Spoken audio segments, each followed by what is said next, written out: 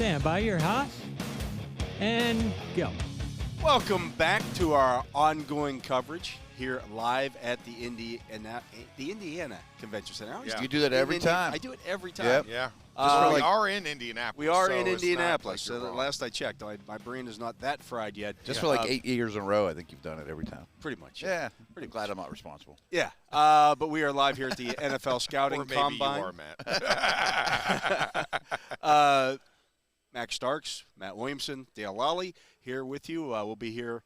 Max will be here until 3 o'clock. Matt and I will be here until 4. You're listening on Steelers Nation Radio and Fox Sports Pittsburgh. And, guys, I wanted to mention one thing. So this morning we have linebackers, edge rushers, and defensive linemen are all the guys who are their media availability this morning. Mm-hmm. So I'm waiting over there to talk to some different guys. I like to see them up close, see how they answer questions. I'm not necessarily there to ask them any questions. But one of the guys I wanted to see talk was T'Vondre Sweat. Yeah. We talked about him yesterday. And his media availability was supposed to be at 10 a.m.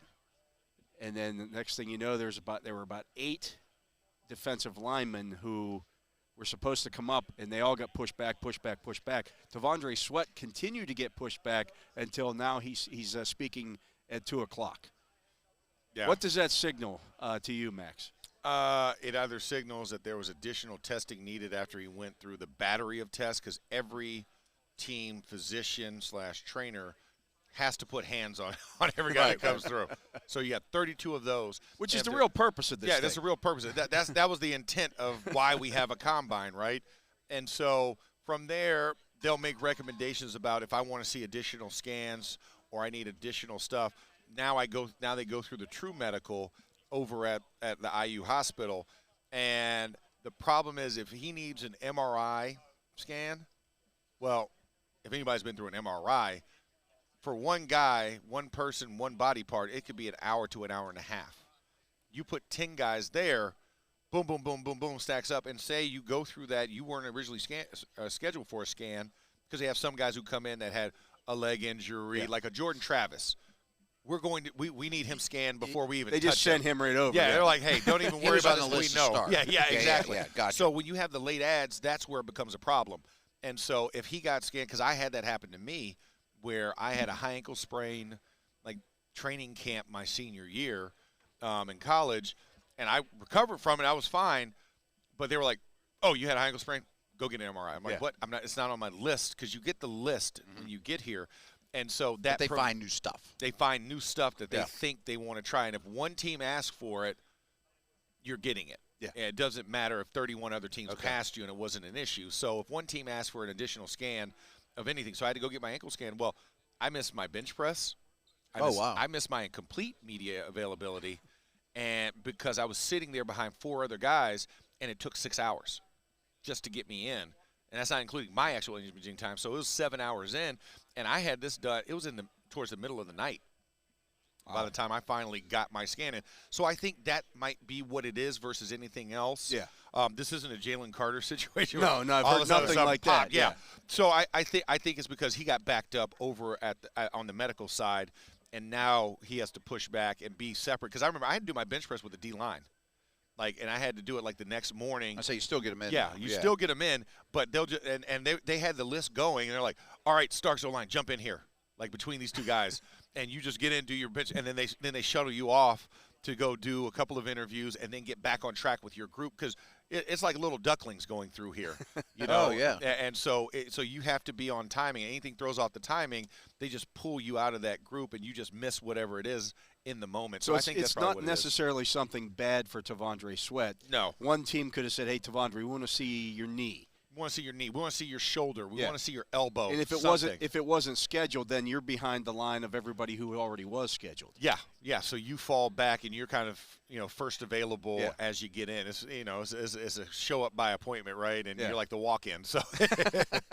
But were there 8 D linemen that were there all? Were 8 that all got their pushback. Yeah. Okay, so they were all together. It wasn't just him. He's just the biggest name of them all and the biggest human of them all. Yeah, right. Yeah, and he also and he was also a couple hours after those guys, so it glares in your mind like, wait a second, we're waiting to see this dude, and why is he being pushed back 4 hours? that could easily be it. Okay.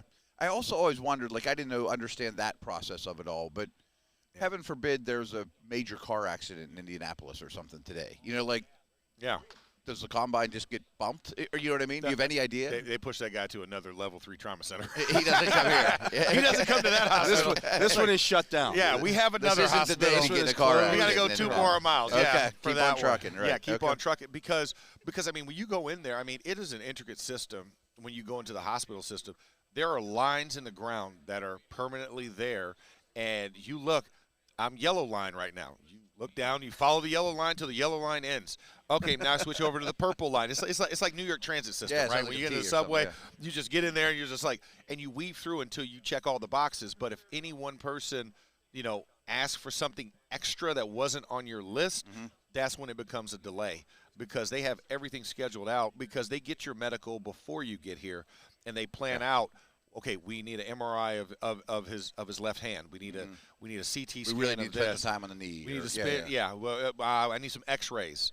Like all of that stuff is compiled here, and they have it ahead of time because they've seen your medical. So if anything pops up on the manual, stress test that they're doing on you, then boom, you got to go get additional scans. So it's a pretty intensive process that they go through, which was the main thing. Like the workouts weren't the main thing here. It was the medical, and this was the only way to get everybody's medical at one time, and that's why this city makes more sense than a lot of other cities because your main hospital is actually downtown, and they have the infrastructure it's connected to carry it. to the convention center and everything else, so you don't have to leave. You can just walk these guys around and get it done. So, yeah, that's that. But it is a frustrating. That's a part of where the sausage is being made, and it's the frustrating part of this. And like I said, I went through it, and it sucks because you get thrown off the schedule. I remember because I was I don't know if you guys remember Jacob Rogers, tackle from USC. Yeah. Oh, yeah, okay.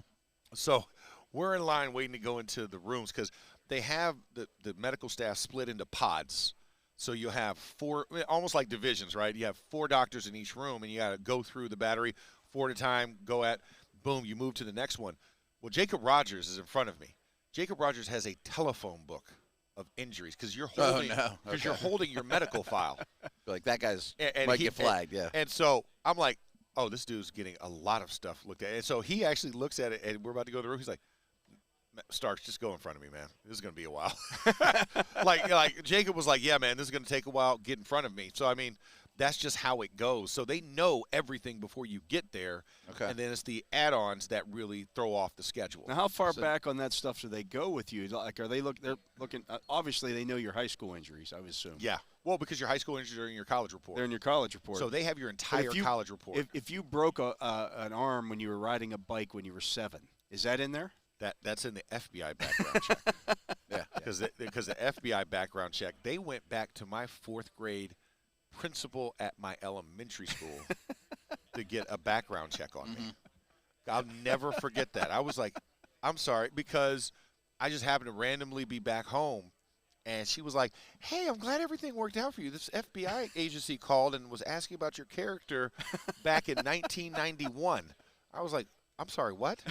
Yeah. She's like, yeah, they called me, and they go extensive, and the Browns even go further.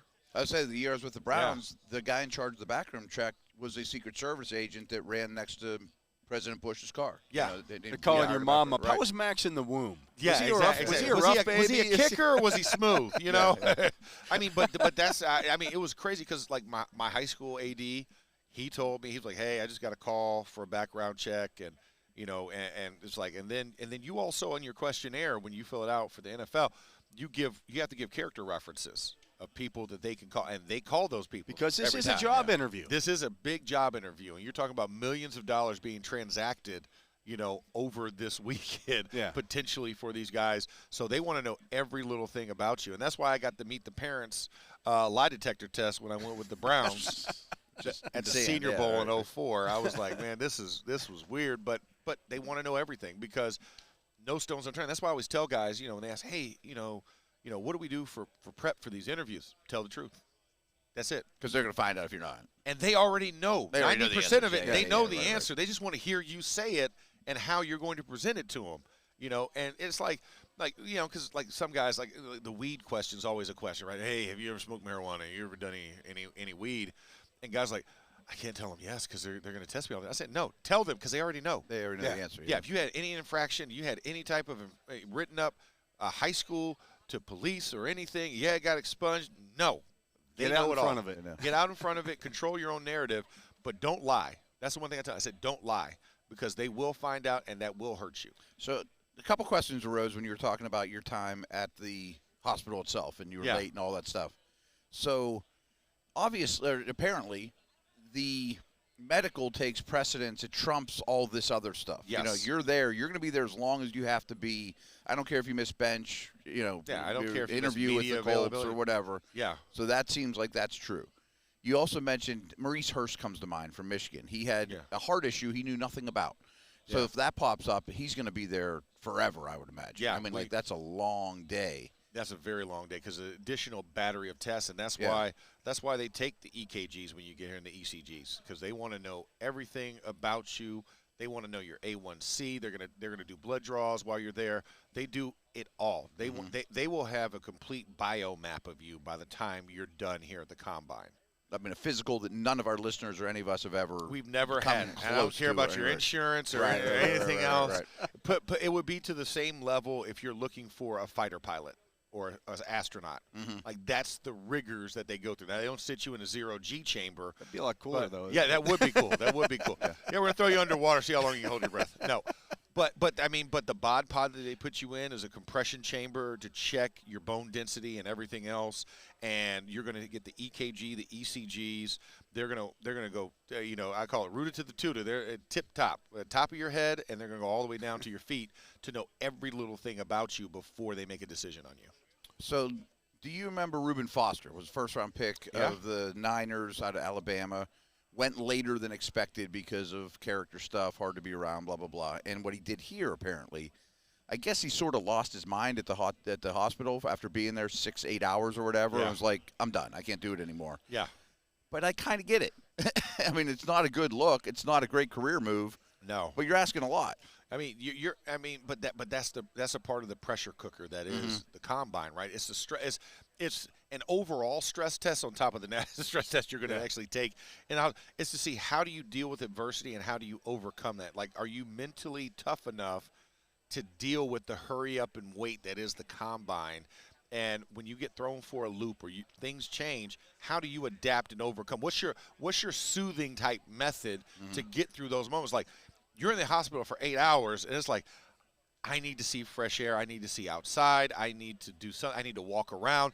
And you're like, and no, you I did this still. before cell phones were. Yes, yeah. Like, you couldn't even sit there and just look at your phone the entire time. You can't look at your phone. There's nothing. You're not even allowed to have the phone when you go into the hospital. I think still to this day. Yeah. So if you're a guy that needs attention, maybe you can now get an ADHD test. Yeah, right. You know what I'm saying? Because, like, this dude's losing his mind. Not everyone can sit there for 8 hours. You can't sit there for that time, but you find different ways, and that's why you kind of make friends with your combine guys around you. That's why me and Jacob Rogers were still close to this day. Like, you spent 8 hours sitting next to each other. Because we spent 8 hours sitting next to each other. You hear a lot of that, guys. We were together at the combine. Yeah. When you say we were together at the combine, you mean we were together at the combine. We were together. I spent more time with him than I did on any date that I had. You know what I'm saying? So you get to know everything about a guy when you're sitting next to him. So I was there with, and in fact, I was there with Mwelde Moore. Mwelde was my roommate. And so, I spent, and Mwelde was my roommate at Senior Bowl. It's funny because they paired linemen with running backs at that time. And so I got to know Mwelde very well. I got to know Jacob Rogers because we were right next to each other in alphabetical order. Got to know Jacob really well. So it's one of those things, like, after you come out of it, you appreciate it because you gain new relationships. But in the moment, it sucks. And you're trying to think of everything. I'm counting towels on the floor. I'm like, how many lines are actually on this floor that we have to go?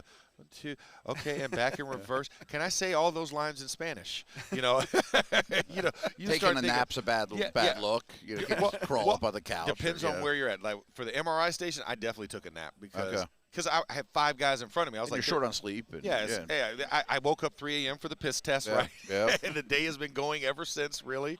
So you just find different ways, and that's what they want to see. How do these guys overcome? And you got guys from other teams wearing, unmarked clothes, walking through the hospital randomly. Oh, yeah. And they're also checking, analyzing, what are you doing? And those are often FBI behavioral specialists, guys that have Secret Service or CIA backgrounds. I mean, the whole gamut's available to the NFL. Yeah. This guy's standing in the corner banging his head against the wall. Yeah. That's probably a bad sign. Yeah. That guy might have some issues. Yeah. Great on a downhill 3rd and 1, but I don't know if you can play with him every down. And then all that happens, and you come out here after all those things that they did to you, and your 40-yard dash time's a 1/10 of a second hhigher than the draftniks thought or whatever, and you had a terrible combine and you stink. Exactly. You know, it's unbelievable. And you wonder why guys opt out until their pro day. Because it's like, I can only handle one of these. I have to take one of these stressors out. You know, am I going to just kill my medical, kill my measurements and stuff, and just worry about field stuff the next time I come here, really kill the interviews? Or it's like, I got to do the interviews. I don't want to do the measurables. I don't want to do field work. I'm just here to boom, boom, boom, 2 days, I'm out, get my medical, we're gone. Because the one thing that's non-negotiable is the medical. Right. Like, right. you That's gotta going do to that. happen, right. The other stuff, negotiable, but medical's not. So in the lead up to this thing, would you recommend that players get as much sleep as possible? Should they start getting up at 3 o'clock in the morning so it's no big deal that they got to go to bed at 9 and get up at 4? Yeah. And it won't be a big deal for you. I think you have to kind of prep yourself for that. You gotta work on your sleep cycle being disrupted. So like you said, I think waking up at least at 3:30 a.m., being able to function and do something, and then go back to sleep. You know, take micro naps during the day, because that's what your life's going to be for those 3 days, and they're very important 3 days. So you need your brain function. I mean, you're talking of difference of millions of dollars. Yeah. Well, and you'll see all these kids walk around with their backpacks. Yeah. And there's actually your food schedule, because they're not going to stop and say, hey, we're going to take you guys back to we need snacks. the ballroom to eat. Here are the snacks you need to eat at these points. Here's what you need to put in your hydration packet, what type of hydration packet that has vitamins and stuff in at this point. And they actually have a schedule down to the hour of when you need to implement that schedule? Is everyone's different? That's your training facility. Your training facility that you're at. Yeah, so they'll set if you your have a bad schedule. one, you're not.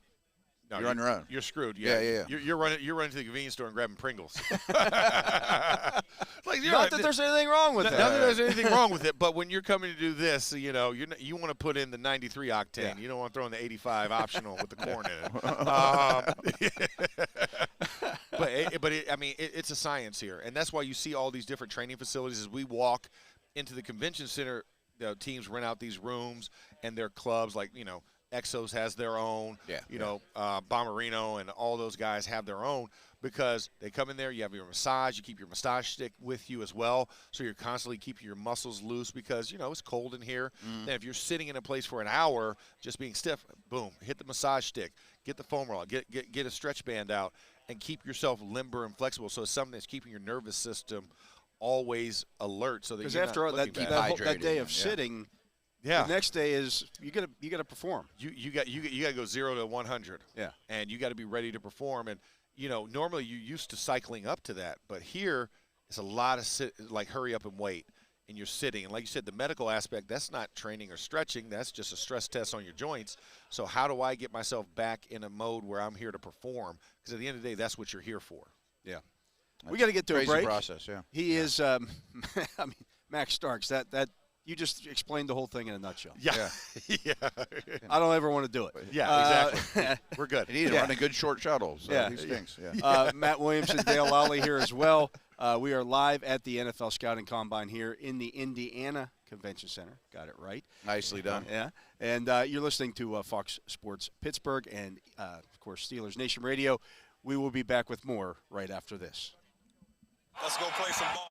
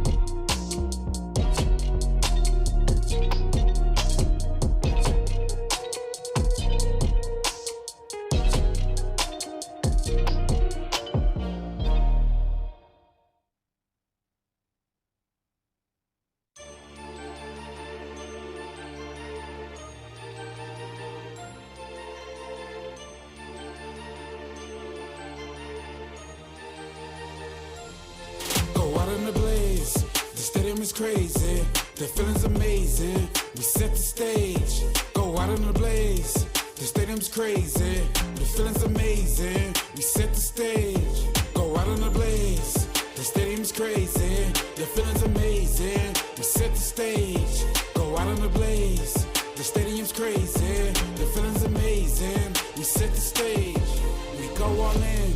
The sweetest revenge, we're under pressure. All we do is win, no less than 10. You see the fin, that means it's danger. Got an evil grin. I don't know what they was thinking, should've never poked the bear. When you look at the matchup, it never was fair. They don't compare, we are in the air. We some living legends, all they do is stop and stare. We go all in, all we do is win. We go all in,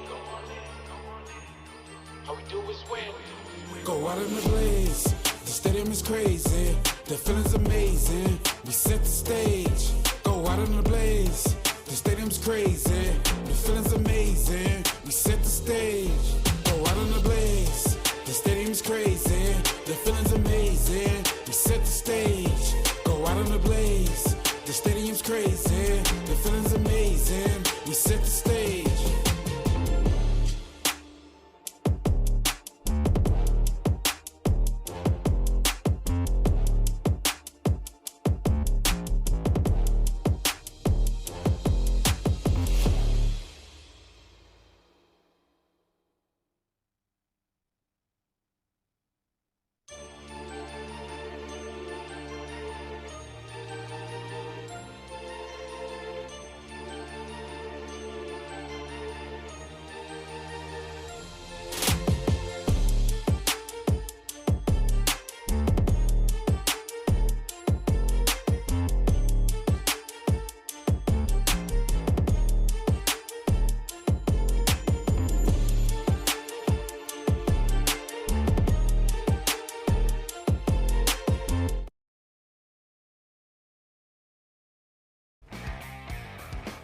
Is continuing coverage of the 2024 Stand by. NFL Combine, live from Indianapolis You're on hot. Steelers Nation Radio. Go. Yin's Chat's new Combine Challenge is now live. Yin's Chat is the Steelers trivia and predictive game where you can compete versus Steelers Nation for prizes this week. Answer daily trivia on the NFL Combine. Today's question, Matt, I know you've been giving us a lot of thought. Which current Steeler registered a better broad jump at the scouting combine, T.J. Watt or Alex Highsmith?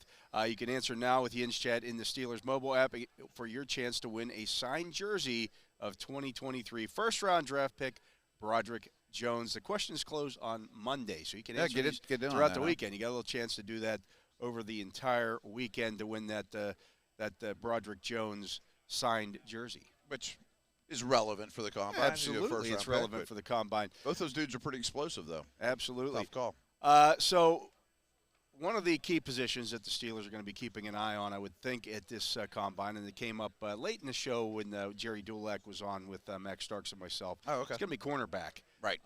And as Max said, a lot of variety at the cornerback. Right. If you're looking Some for depth, a tall one, you can find yeah. it. You're looking for a small one, you can find him. I don't know why you'd look for a small one, but Yeah. you could. Maybe a nickel or, Yeah, right. yeah, something like that. But guys that can play inside, guys that can play outside, guys that play are better at zone, it's a really, really deep cornerback class.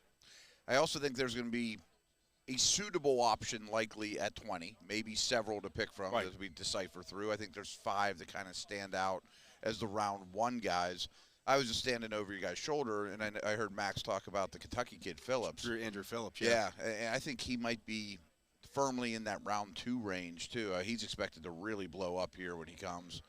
So I don't know if you and I have actually had this conversation, but I can't believe any scenario in which the Steelers don't draft at least a corner. Yeah. I mean, it could be one. In the first 2 days of the draft. I would say so. I would, rounds 1, 2, or 3, I would expect one of those guys to be a cover guy. Yeah. I mean, even if they spent a decent buck on a corner in free agency, I still think there will be a corner drafted at a minimum one of those 4th-round picks or earlier. Yeah. No and when matter you look at the guys at the top, you get of course, Terry and Arnold, Quinion Mitchell, Nate Wiggins, Kool-Aid McKinstry, Enos Rakestraw, Cooper DeJean, my personal favorite. Those are the guys that you're probably looking at as first-rounders. I think so. I think Rakestraw and Kool-Aid aren't surefires, but they're probably in that mix. Yeah. Kool-Aid's not expected to test particularly well, but you're a starter since your true freshman year and play a lot of man coverage at Bama. I mean, that's pretty strong. So, yes, I mean, unless DeJean has worse injuries situation than we know. And he's not working out. He's not going to work out, but he's got a lot of time to get a workout in before, late April. Yeah. So, I think that'll be, that group. Then you look at that second round guys. We mentioned Phillips from Kentucky. You're looking at T.J. Tampa, who has a Steeler-like look to him. Yeah, right. I mean, he's the tall, rangy guy that's an interesting player for sure. Max Melton out of Rutgers, another guy that's probably day 2. Run like the wind. Yeah. And Mike Sanistro, if you're looking for a slot. But probably the best pure slot in this draft. I think he's a team captain, beloved, plays hard, all those kind of things too. Productive, just might not blow you away physically. Yeah, a guy like Cam Hart out of Notre Dame, this combine is really important for him. He's had injuries to both shoulders in his time at Notre Dame, so he could be one of those guys that's spending a lot of time at the MRI machine. Yeah, hopefully not for him, but, I mean, he would fit in really well with Pittsburgh. Yeah. Also, again, another big dude. Really big dude. Yeah, he's also expected to run really well as well. So, I mean, that's a pretty good group, but I know there's more. Kamari Lassiter and Chris Abrams-Drain out of Missouri and Kamal Haddon from Tennessee. And, I mean, Lassiter's a brand-name guy that also isn't expected to tear up the combine, but I mean, Georgia's starter that was been productive. And when the draft process started, you saw a lot of him in the first round. Yes. And now he probably slips into that second round because of the testing thing. Yeah. Same thing with McKinstry, really. These are guys that have been on everybody's, last year. They were on a list before the season started. Before the season started, all these guys are first-round draft picks. Starters at Georgia and Bama and all those things. And then you start to find some of their warts and whatnot. Yeah. So it's going to be interesting to see how this all gets slotted out here. No pun intended. But it's a really deep draft with these guys. And there's Elijah Jones from Boston College. The guy that 7 interceptions the last 2 seasons. Another intriguing guy. Boston College. Jarvis Brownlee from Louisville. Another great senior bowl. Good size cornerback.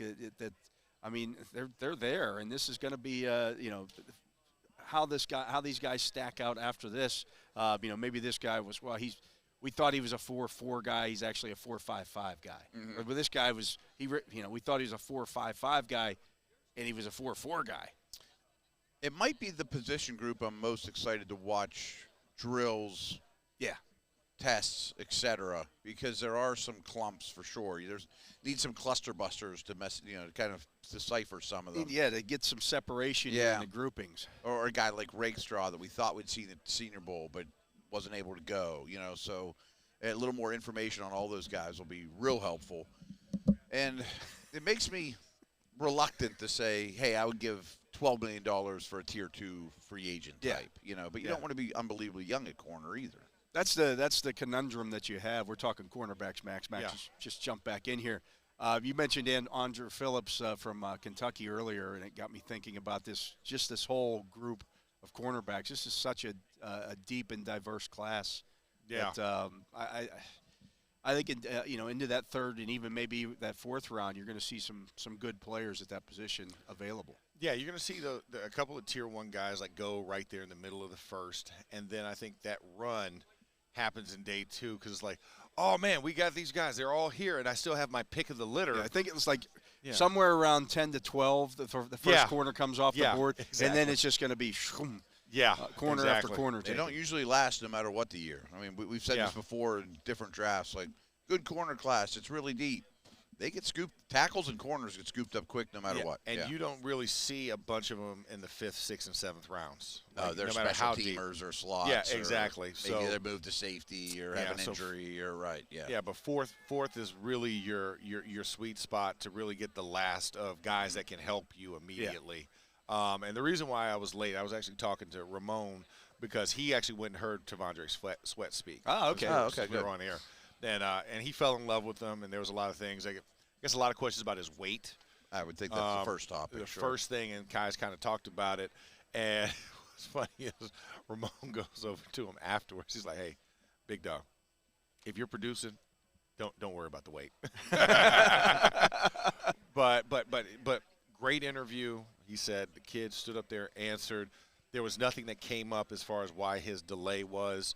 So he felt really confident about how he delivered himself. I'm gonna go obviously watch the interview later, but I just wanted to get a good feel. Did they happen to say what he weighed in at? Did he mention the height and weight? Cause they did not mention his height and weight. Last I've been searching online, none of that stuff's out yet. No, it's not out yet. They're gonna wait on that because that's where I was like, man, I want to go sneak over there tomorrow. Yeah, he was the one guy that the Senior Bowl didn't weigh in at the Senior Bowl. Only one. Yeah, right. Well, don't blame him. Don't blame him one bit. I mean, they might have had to bring in a different scale for him. You know, is that the cattle scale? Yeah, we're gonna just wheel this on in. Don't worry about it, bud. It's good enough for a cow. It'll be good enough for you. Speaking of Sweat, I don't know how familiar you are with him, but I think you have a pretty good style. His style of play isn't real hard to decipher. I mean, it's pretty cut and dry. If he's sitting there in round 2, are you strongly considering it? I am. Yeah, I am.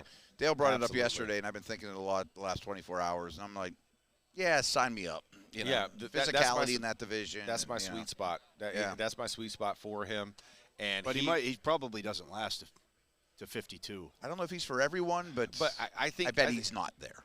Yeah, I mean, it would be tough for him to be there. But like you said, he necessarily, if you're thinking about divisions, if you have a strong 11 personnel division, you're not going to take him.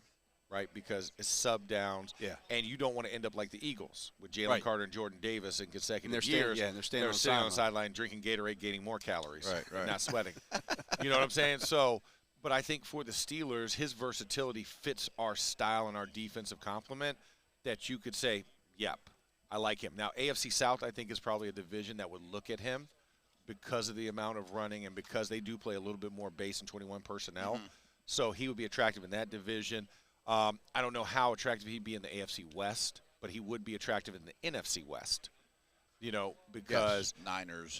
Niners, Rams, and teams that play in more of those base. So there are, like you said, there are those fits, but, you know, the Rams are still in draft hell, so they're not going to be in that one at that moment. And they still have Aaron Donald, you know, and they just went and got the young boy Young. Yeah, they're very happy. Yeah, so they're happy with their D-line structure. So, you know, you start to say, and then that's all it takes, right? It's just a couple of them. There's a handful of teams that don't want that style of defensive tackle, period. Yeah, period. They don't even care what division they're in, you know. Yeah. You can start to whittle it down pretty early with, like, centers, nose tackle types, certainly fullbacks, blocking tight ends. Like, you can eliminate half the league right off the bat. So that's what hurts those guys a little bit on draft. The interesting thing about it this year for the AFC North is last year we had one offensive coordinator change.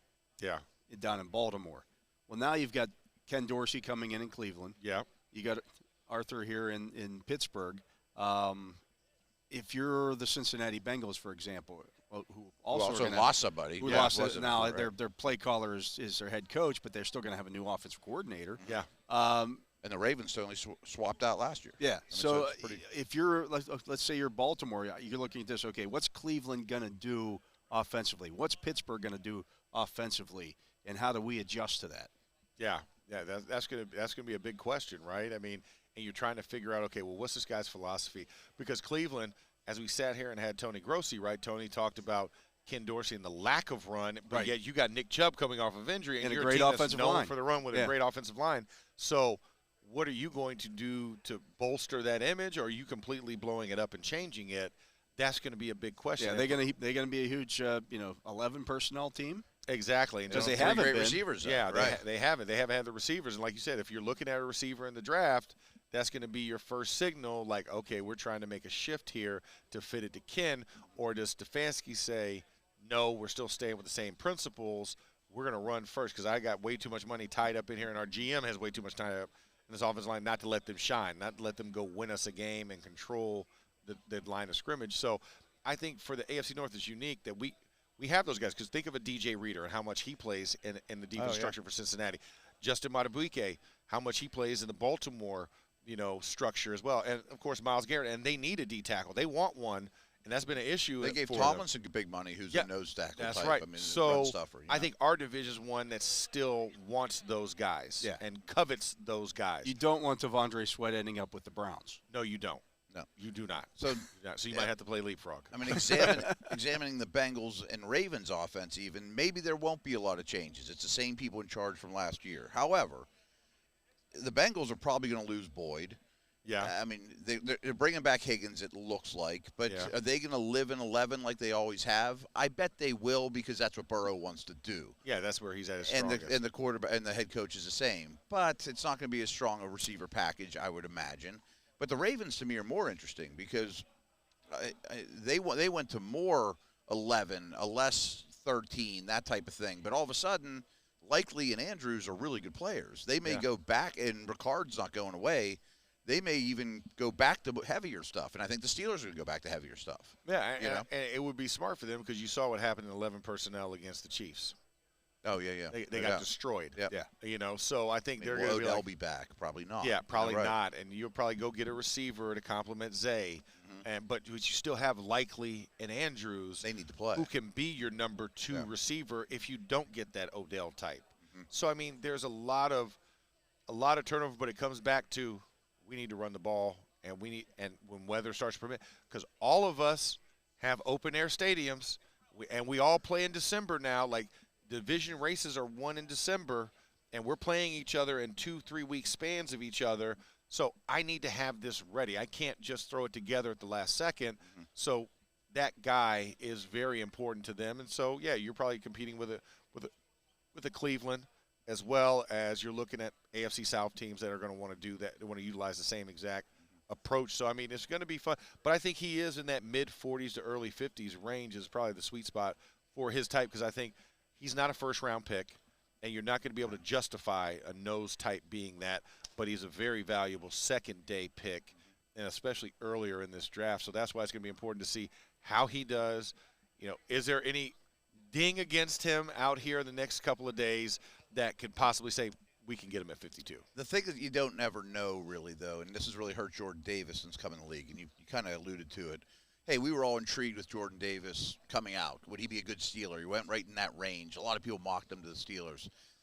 But stamina on a drive-long basis is the problem with these guys. They give you 3, but then they go hurry up, and you can't get him off the field, and he's huffing and puffing.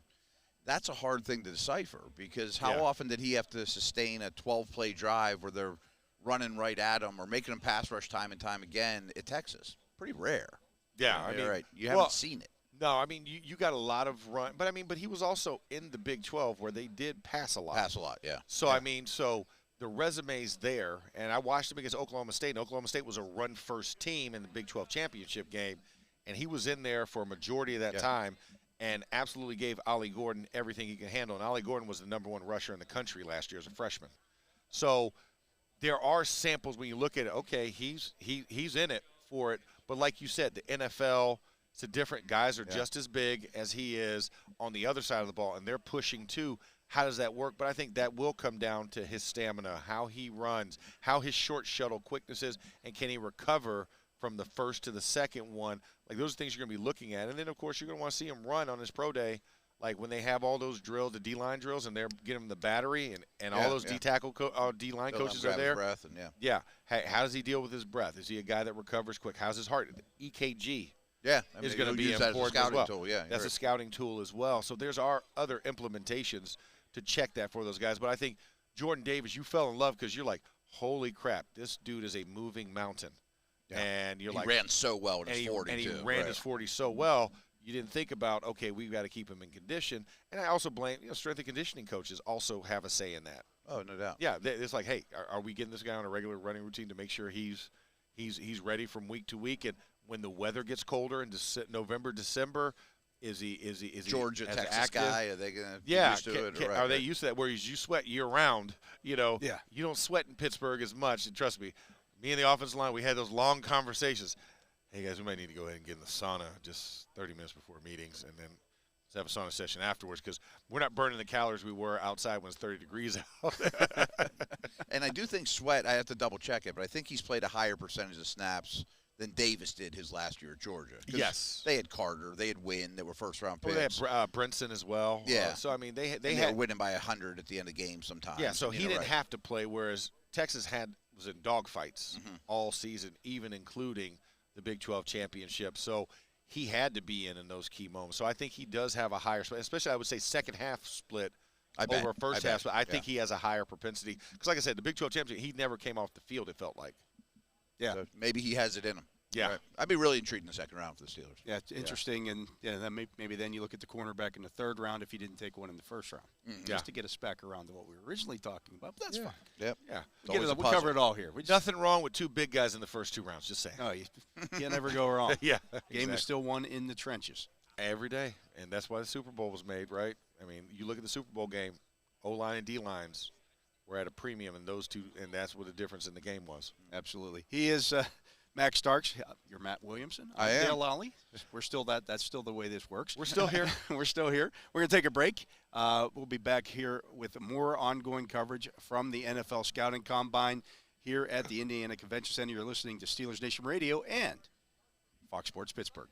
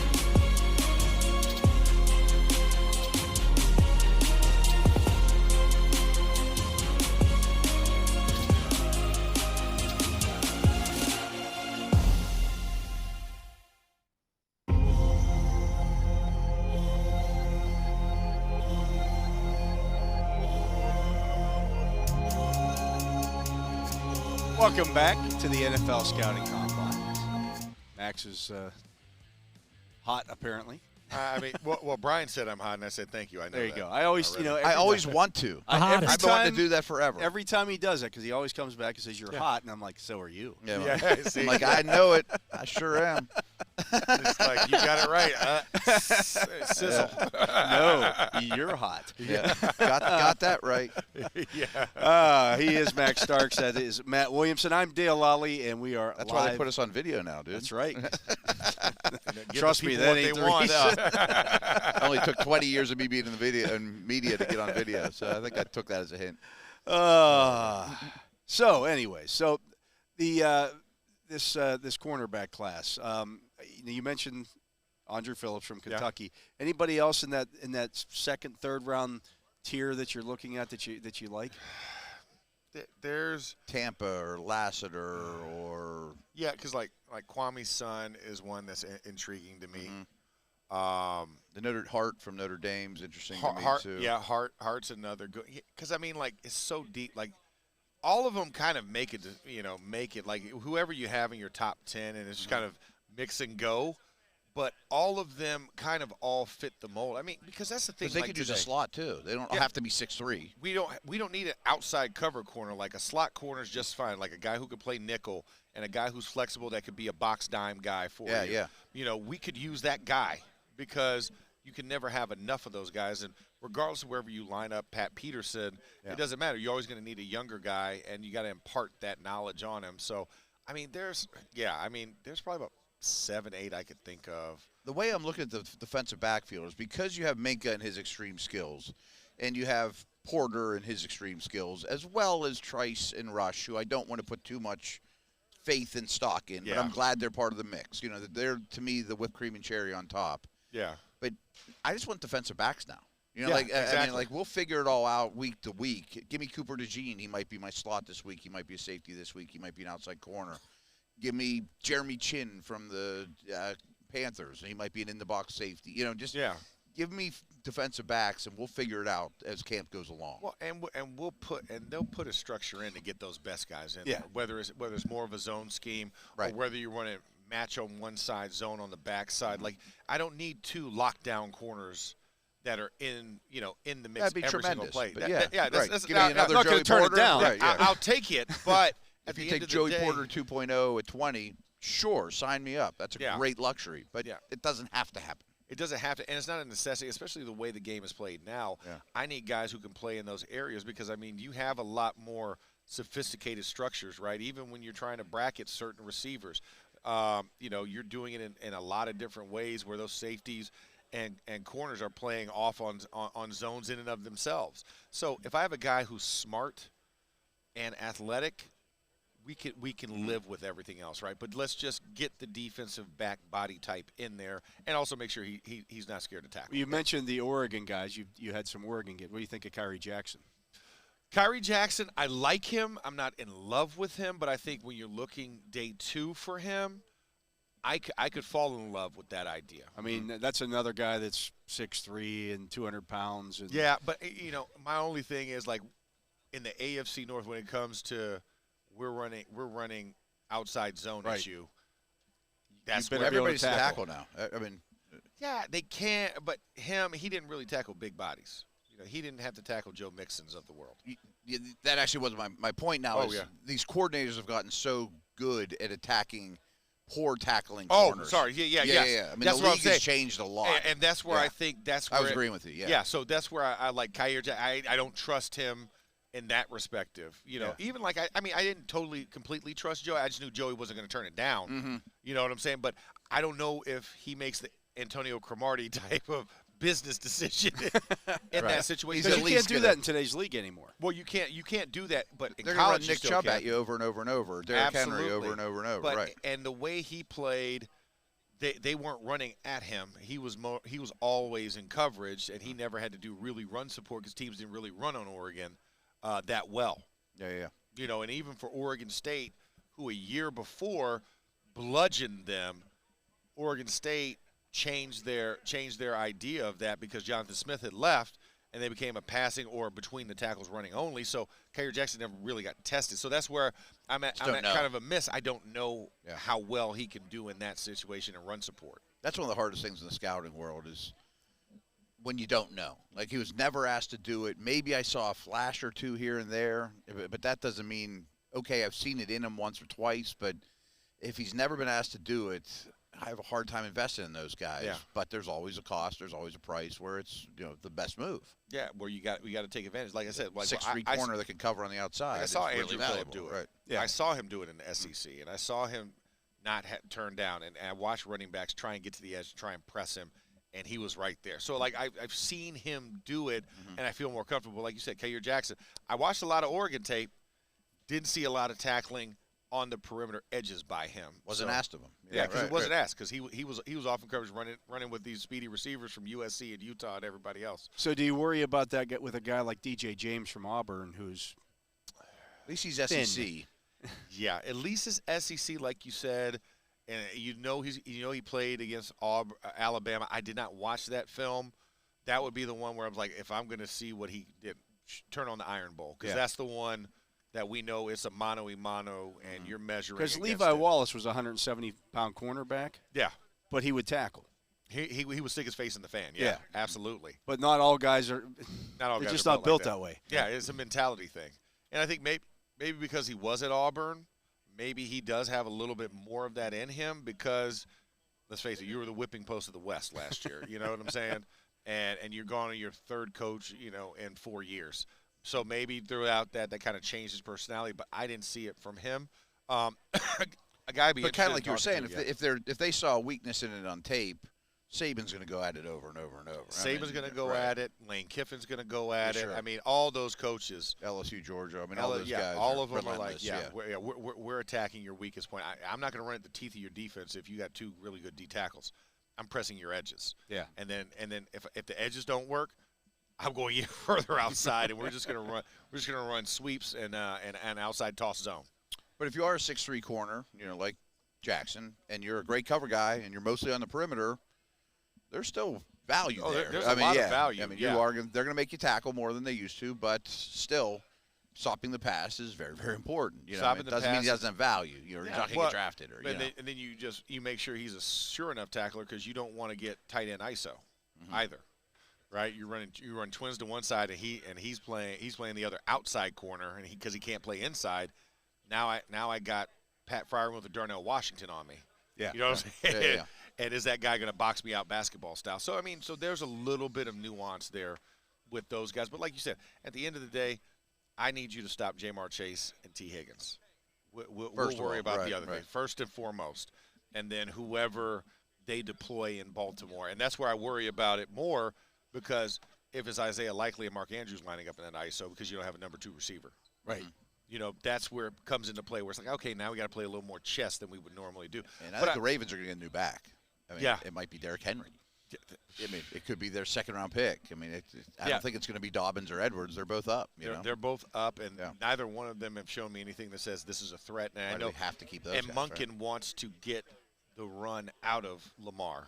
Sure, sure. He wants this. That's more why he was brought in, because they don't want him running the ball 200 times a year. I'm sure ownership had something to say with it too after the contract. Hey, have you seen what this is? We need bubble wrap, okay? Yeah, maybe not full with the Saran and everything else with it, but we need. And you saw it in the AFC Championship game. Yeah, that was there. I feel like that was a big step in them moving that direction. It failed spectacularly, but that's what they were trying. That's what they want to be at, but they didn't have the horse in the backfield to do that. Yeah, they just don't have it built yet. Yeah, exactly. But so it's gonna be a priority for them. So they're gonna get a better ball carrier. Yeah, better ball carrier, and whether they get that other complimentary receiver or not, that'll be the only other question. But about 1 minute. That's what I worry about. That's my only worry when we're looking at these corners. So that's gonna be really important for me to watch more film to get a better hold on them. The other thing about the corner group, I'm more interested in what happens the next couple of days here with that group than maybe most of the others. I mean, I think there's a lot of tiebreakers to be made on the field with testing, all that stuff too, W drills, that kind of stuff. Yeah, no. I mean, I would say, corner, and then, of course, interior offensive line. I'm really intrigued to see how those guys perform. Yeah. That's a big one. And then linebacker has to fit in there somewhere between the third and the fourth round. So how the inside linebackers perform as well, because I don't think necessarily as much edge rusher, which everybody else would be salivating over. Yeah. We need an interior. That's guy. pretty good right now. We're good there. Yeah, we're solid. Max, that's going to do it for your hour here with us. Matt and I are going to stay on and finish up the show here from our 3 o'clock to 4 o'clock hour. But we're going to say goodbye to Max Starks here at the NFL Scouting Combine. We'll be back with you tomorrow. Yes, I'll be back tomorrow. We'll see how long I am tomorrow. Wonky schedule. But I will be here. We'll see. Omar Khan's expected to talk tomorrow afternoon now, which is going to kind of play with our schedule a little bit here. But that's going to do it for hour number 1 here with Max Starks and Matt Williamson. Matt and I will be back with hour number 2 here on The Drive. Right after this, you're listening to Steelers Nation Radio and Fox Sports Pittsburgh, live from the Combine. We'll be back with more right after this. This is Black and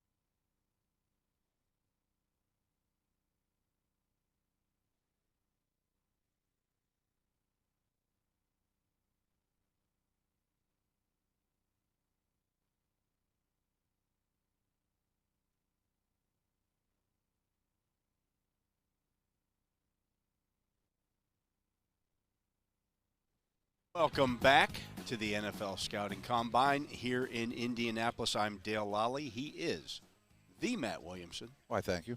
You're welcome. You're listening to The Drive here on Steelers Nation Radio and Fox Sports Pittsburgh. And I'm just looking here at some of the news coming at it today, Matt. I feel like I'm out of the loop because we've been on the air so much. And Yeah. I'm just busy doing out of my routine, The Chiefs have granted cornerback L'Jarius Sneed permission to seek a trade. This after they tagged him. Yeah, and there has been some rumors that even T. Higgins could search for a trade, or I think Burns in Carolina could be a tag and trade type of guy. They need all the picks they could get. This one shocks me, though. I mean, that's the Super Bowl champs. They're great at developing defensive backs. I mean, Sneed was not an early pick. They're doing a really good job with that. And high picks are valuable for them. But, I mean, I wouldn't consider giving up a 1 for him because then you got to pay him, too. I mean, and he's not young. I think he's 26 or 27. Yeah. I mean, he didn't come out, particularly young out of college. Great year, and, boy, he'd fit in here so well because he is aggressive. He's nasty. They blitz him a lot. He plays the slot. He'll follow ones. Sometimes he's a little too physical in terms of, the penalties and whatnot. He's actually 27. Is he 27? Yeah. Okay. I mean, the other thing, though, is corners can be a little – it's volatile. Yeah, from year to year at times. And if you throw him in a new situation, will be as good. He's an interesting player. I think he'll still be a Chief when it's all said and done. I think so as well. Yeah. I mean, unless you're really special, which I think he's really good, but he's not really special. Giving up a high pick and paying him in the same deal. That's the tough part. It's because becoming – when you put the tag on him, you've now set the price.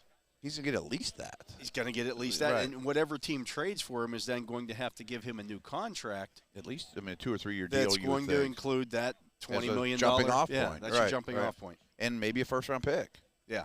I mean, usually these franchise guys go for seconds or firsts. Yeah. So that's the tough part of that. Yeah. The Jets also have okayed Zach Wilson to seek a trade. Okay.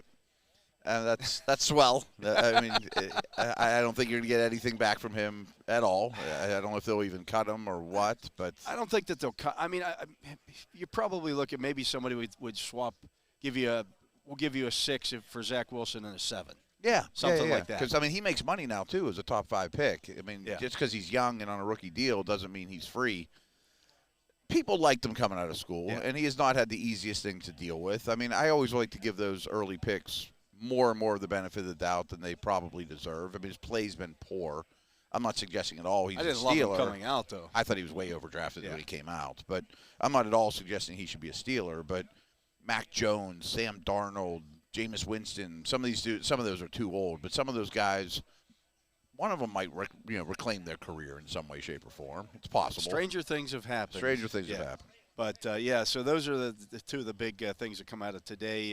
The Chiefs releasing Marquez Valdez-Scantling to free up $12 million. Easy one. Yeah, that's an easy one. That's an easy one, yeah. We were talking about the Deontay Johnson situation yesterday. They're not even close. He's a much better player, and the cap savings is even less than what the Chiefs save with Marquez Valdez-Scantling. Right. I mean, you're tagging guys. You're talking to Chris Jones. They probably want to add a better receiver than Valdez-Scantling. He's an easy move on from guy. I mean, he's a linear outside the number, good size, terrible hands, one-trick pony that I never made any sense to me with them. Yeah, I'm just looking here. Bucky Brooks also put up a new mock draft here on NFL.com. Oh, did he? He's roaming around here. I saw him an hour or two ago. Saw him walking around, and he has the Steelers taking Armarius Mims.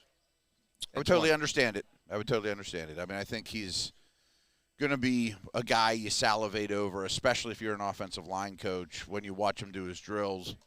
For the Steelers, I mean, he wouldn't be my first choice of tackles. There are some guys here that he has them passing on that would I'd be curious who that is. But real quick on Mims, I mean, just because you have Dan Moore, if he is a true project, he doesn't have to play now. I mean, if you think he could be the best tackle in the league, I mean, an elite guy, which many seem to think that. But there's a couple I like better. Yeah, as it stands today. You work him in Latham, and if you draft him, you work him in his rookie year, kind of like they did with Max Starks, and you use him as the blocking tight end, or even like Broderick Jones. Starts out not as a starter unless he blows your doors off in camp, and eventually takes over, and hopefully never leaves. Quinion Mitchell was still available. He went to the Philadelphia Eagles at 22. I think if Quinion Mitchell was available to the Steelers, and it came down to a choice between Mims and Quinion Mitchell, I think you take Quinion Mitchell. Probably. It's funny because Daniel Jeremiah was sitting here yesterday, and we were just talking about options at 20, and he said, that one, I'm not fielding any offers. I'm just sprinting to the podium for the Steelers because the fit's so good. Yeah. Cooper DeJean was also available. I prefer DeJean over all those guys. Yeah. That would be a no-brainer for me as well. Mm-hmm. All three would be great options. If you could trade down 4 or 5 spots and just get any of them, would be great. Let's see. Powers Johnson must have been gone. No, Powers Johnson. No, he didn't have Powers Johnson. Johnson. He doesn't go in the first round. Doesn't even have him in the first round. So he was available. Yeah. I still lean towards tackle and corner, I think, to be honest with you, just because they're harder to find. But plenty of good choices there. Yeah, you'd be real happy with that. So the top 19 that went off the board. And so these are kind of pre-combine-ish mock drafts. These things are going to change dramatically after this week because not only – and people will look at that and say, well, that changed because of what happened at the Combine. Not It didn't change right. because of what happened at the Combine. It changed because of what people heard at the Combine. Yes. That's what changes yes. the pecking order. Yes, 100%. And a lot of these team needs start to get filled quickly in free agency, and, boy, this team's now not in the center market, so he falls. Or they signed a tackle so they wouldn't drive Mims or whatever it is. Yeah. So things change a lot. So I know mock drafts are great clickbait, and we like them. They're fun to talk about. You can think about, well, what if this guy falls and all that. But I'm sure that if you asked Mel or Bucky or DJ or anyone that does them regularly and you said, go back to your February mocks, they'd probably be like, what was I thinking? Because they do change massively. Yeah, and again, to your point, teams might not have a need right now, but next week when they have to cut, that's some of the cuts that take place. Oh yeah, will be because of what happened. Well, this guard group is deeper than what we thought. Mm-hmm. Well, we're not going to pay $4 or $5 million for this guard when we can get one in the 4th round and plug and play him. Yep. And then the other thing, a lot of mock drafters don't think about, and certainly a lot of fans don't, and it's hard to do it for 32 teams, are who's a free agent a year from now. Yeah. Like if the Steelers aren't going to re-sign Deontay Johnson or aren't sure, you don't want to be stuck with Pickens and Austin as the only two under and a rookie. Yeah, right. I mean, you got to prepare ahead of time. Right, exactly. So, you don't want to get pigeonholed into those things, too. No, for sure. See the future a little bit. Yeah, absolutely. So when people start talking about, well, this guy's really rising up the draft boards. It's a bit of a misnomer. You're not rising up the draft board. That's where the NFL teams had them all along. Mm-hmm. The draftniks are just catching up, and the fans are catching up through the draftniks, of course. Yeah. Can someone's stock go up in Indianapolis? Absolutely. Yeah. Or their pro day, or you'll hear things, and sometimes behind the scenes you trust it more, but you'll hear things on NFL Network, ESPN, or whatever. His interviews were tremendous. Yeah. Okay, well then that breaks ties, in your favor. Or, I mean, I think that people's influences change even very late in the process when you have them in your building for an entire day. I mean, that's a lot different than a 15-minute interview at the train station. I mean, just to do that and spend the entire day with that guy, put him on the whiteboard with his future position coach, sit there and have a meal with him, pick him up at the airport. Boy, he fits in great here. Maybe I'll take him in the 3rd round instead of the 4th. Yeah, let's talk about the 30 visits that you get. Mm-hmm. So some of those guys that you bring in are guys that you're really interested in, that you want to have. You want to have meet with your coaches, show around the building. The majority of them, though, are medical retests. Yeah, a lot. Or have some sort of question. Yeah. Like, boy, he kept throwing, I'm just pulling this out or whatever. Why on this passing concept does he always throw a pick or put the ball in harm's way? Please explain yourself. Yeah. We were talking about this with Sweat. There's things you can't get a great answer to, or maybe I can at least have the player explain it to me, because all of the eyes we've had on this guy keeps coming up with the same question, and you have to be in his head to know the answer, and while you're here, I want to check that knee. Man, my docs would like another look at that. Yeah. And, hey, Mr. Sweat, while you're here, why don't you step on a scale, please? Yeah, what do you weigh now? Exactly, exactly. Well, you were this weight at that point. Let's, we weighed you at your That's your why pro it'd be day. nice to have the Senior Bowl one. Yeah. Like, what you went from Senior Bowl to here, to Combine to here, to Pro Day to here, to walking in our building. Do you keep going down? Are you happy where you're at? Who knows? Does it? How do you carry it? If it's going up and down, that's also a red flag. You want to know why? 15 pounds lighter here. Now you're back up, to this weight. Next time we saw you, like, why aren't you holding that weight? Is there something? What are you trying to accomplish here, or what's? And we know people try to sculpt their bodies differently to present themselves differently in the draft. I sculpt my body differently.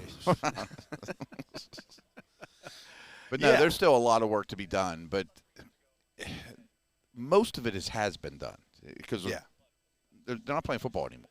I mean, all the football's in the books. The football is done. And I think the smartest teams realize that and say, this is all great. Let's not try to get influenced by recency bias and media or numbers and 40 times. Yes, they're all tools, but the number one tool is how well do you play the game? Yeah. And do you fit my system? And how smart are you? The rest of it's, it's nice that it backs up. Oh, he is a fast guy, or he does, run the cone drill well. I thought he would, or boy, that's better than I thought. I'll go back to the tape. Those type of things. So, no, it's a very inexact science, of course, but all the tools you have are great. When in doubt, go watch the games. What's he do, and what did he asked to do, and was he healthy when he did it? That type of thing too. I mean, those are there's a lot of investigative reporting to do too. The things that you find out here. That's why I found it fascinating when Max was talking about the, his fourth grade principal getting called to ask him. Like, you'd never think about that. And truthfully, what if they said, he was a bit of a troublemaker? He was a jerk, or he was, he was 9. I mean, he was probably 6 foot, 210 pounds, but he's the biggest guy. Was he a bully? Well, that would be interesting too. Yeah. Or was he protecting the kids that bullied? I mean, I'm sure he stood out in his class, but if a kid's 9 and he gets into trouble or whatever, I'm like, that's not that big a deal. Yeah. Right. Grow out of it. Yeah, you would hope. But no, it's a crazy process. And Max talking about all the medical stuff he went through. I knew it was a grind, but I never heard the play-by-play like that. No, I hadn't either. That's why I wanted to ask him about that because I don't know that makes this whole thing even harder. I've been here for more than 10 years doing this, the combine, and I don't have any idea of what I just know they all hate it and it's long and tedious, but I never knew. And they all complain about it afterwards. Like you talk to guys, the combine. Worst thing ever. A 3-day beat the dirt out of you. Yeah, poking and prodding, and like you said, 32 doctors have to get their hands on you. That in itself. That's a lot of doctors. Yeah, I mean it's not 32 different doctor appointments, but it's they're all going to want to get if you've got a knee issue or had a knee issue. 16 teams might be like, they're going to sit there and they're going to pull on it and they're going to twist it. And, absolutely. Yeah, and then you got to run well after the year. That's what I find funny, and I understand why they do it, but the athletic testings last when you're at your most tired and most fatigued and most uncomfortable, which I don't know is good or bad. I understand the Navy SEAL way of thinking of let's beat you up and see how long you can survive and still be effective, blah, blah, blah, blah, blah. But don't you just want the most accurate measurement of how fast he runs a 40 or whatever, not after you haven't slept for 3 days because, you sleep before games. Ideally, right. I mean, you don't do this to the poor kids. Some guys in the past maybe not, but I mean, you don't do this. You don't beat them up before football games. No, not typically. Not typically. But it's a crazy process, though. It really is, but it's the process. I mean, we've gone to this over. This is what it's morphed into over the years, and they do it this way for a reason. They didn't just say, "Hey, let's put these. Let's make this as difficult on guys as we can." 100%. I mean, there's definitely logic behind it all, and they would never tell us all exactly why, but it is a little bizarre. It just is. Yeah. Yeah. The Underwear Olympics. Yeah. But I am psyched to watch the drills. I am too. That always happens to me every year. It's like we've been here for a couple days. I don't know anything more about these players than when we got in the car in Pittsburgh. I at least want to see them run around and body types, and I've seen them in pads, but I want to see them standing next to each other. Like that corner really stands out. I mean, I was over looking at the linebackers today. These guys are the linebackers. That position has changed so much. No one looks like. I mean, like a Landon Roberts is becoming a dinosaur, let alone the Levon Kirklands. And that's not a knock on either one of those guys. It's their body types. Yeah. There's not many of those over there. Big, thick, barrel-chested. There's not even an Earl Holmes over there who was 6'1", 250. Those guys don't exist. They don't exist. I mean, it's a lot of changing directions and space and, coverage stuff and passing off guys in zones. And, boy, it used to be such a fatal flaw. Like, he likes to run around blocks and doesn't take them on head on. Now it's like, run around that guy because you're 220 pounds and you can't. Don't lock up. Yeah, I always love that when you see something doesn't get off blocks well. Well, he's a 225-pound guy going up against a 300-pound guy. Yeah, right. Or Ramon Foster, who's walking. These 350-pound guys. Of course you're not going to get off that block easily. Put yourself in a position to beat the block however you can. Right. Without running so far around it that the lane just opens. Right. Dive at their legs, whatever you got to do. But no, I think that's less and less of a negative on these guys. Doesn't defeat big blocks well. Well, okay. Well, you're not going to do it that much. Absolutely. That's the idea, anyways. That's the plan, right? Yeah, that's the plan. We got to get to a break. He is the Matt Williamson. I'm Dale Lolley. You're listening live to our coverage here at the NFL Scouting Combine here on Fox Sports Pittsburgh. Yeah, and well done. Steelers Nation Radio. We're going to be back with more right after this. Sit around and waste my time. Now what's the difference? I've been given a winning state of mind. So watch and listen when I spit and as I stay in prime. I'm not giving up upon this daily grind. Hey, this ain't no echoes from the past, no. We the future, set the record with the blast go. On the come up, keep it moving, let the mothers know. This is how we do it, coming through just to run the show. Hey, this ain't no echoes from the past, no. We the future, set the record with the blast go. On the come up, keep it moving, let the mothers know. This is how we do it, coming through just to run the show.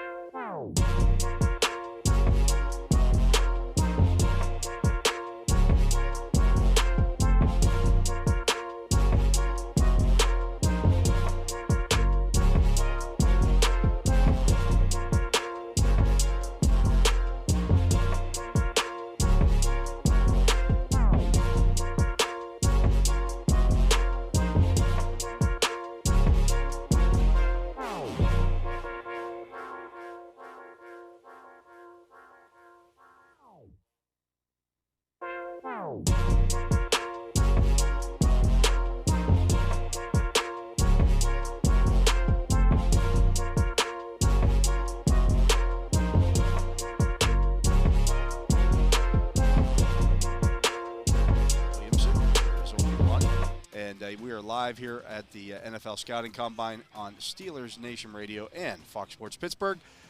Matt, we still don't have measurements or heights, weights, all that stuff on the defensive line. I don't know what the holdup is with that I don't stuff. get what the holdup is. You would think you want to release that stuff as much as possible. It's actually the first data point that we can dig into, and I'm very excited to do that. I want to see arm length on a lot of these defensive linemen, see heights and weights on the linebackers. As you mentioned, there's going to be some 5'11", 220, type guys that look like safeties back in the day. Who are those types? Greg Cosell was on earlier raving about the A&M linebacker, Cooper. Yeah. I'd really like to see his arm length and how tall is he actually, and any chance he's there in the second round. I don't think he will be, to be very honest with you. But there's a lot of these guys I want to see. Yeah, I'm looking here at Fran Duffy, who was on earlier today. He has his linebacker cheat sheet. Oh, his cheat sheet thing is really, really good. Yeah. Yeah, and he has the workout warriors will be Peyton Willis out of NC State. Not surprising. That's not Wilson, something I should say. Yeah. Jalen Ford out of Texas.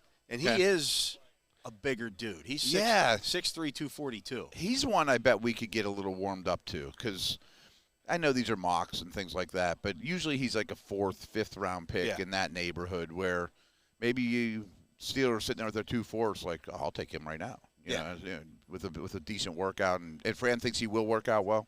Yeah. Oh, okay. Yeah. Trayvon Wallace out of Kentucky. I've heard really good things about him, too. Yeah. Had a good time, a good Senior Bowl. They tracked him at 22 mile an hour. That's flying, at the Senior Bowl, and they also had him with a 38.5-inch vertical on a pass play. No, you'll take. That's interesting. I mean, how do you do a vertical's a standing situation? Well, I mean, with his feet 34.5 inches off the ground. Yeah. Okay. Which they can track with they put the little GPS. No, I get it, but in there. It's not but that's not a vertical jump. No. I mean, you're running and jumping, but whatever. I mean, that's more still important, good. though. That's 100% more important. I mean, I think one day all the GPS stuff and all the in-jersey tracking stuff will be way more respected than what happens here. So the vertical jump here that they measure is to show explosiveness. Yes. Because there are very few times in the NFL that your feet are totally set. Your feet are totally set, and you're just going to jump straight up in the air or jump 10 feet in front of you in a broad jump. Like Troy coming over the line. Cat. Right, right. Right, snap. Yeah, that's not really how the world works. But there is something to be said. I mean, like, do not screenshot those people. But strength coaches will tell you, we do want to see explosion from a static environment. I still don't know that broad jump and vertical are all that much different. Usually the guys that broad really well, also vertical really well, So he's another one. He said the drill to watch for the linebackers. Okay.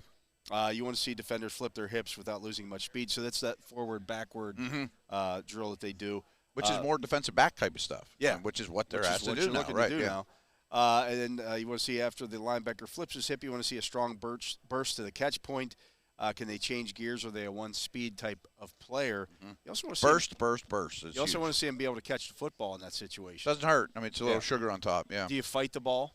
You see guys that put the hands up and like batten it down like it's or catch it like a beach ball. Yeah. Or, Yeah. I mean, is it a natural snap your hands up? Yeah. And that's not a deal breaker, but I mean, a lot of times when your second contract or your second contract rolls around, it's like, yeah, but do you ever take the ball away? Like, no, you never couldn't find it or catch the ball particularly well.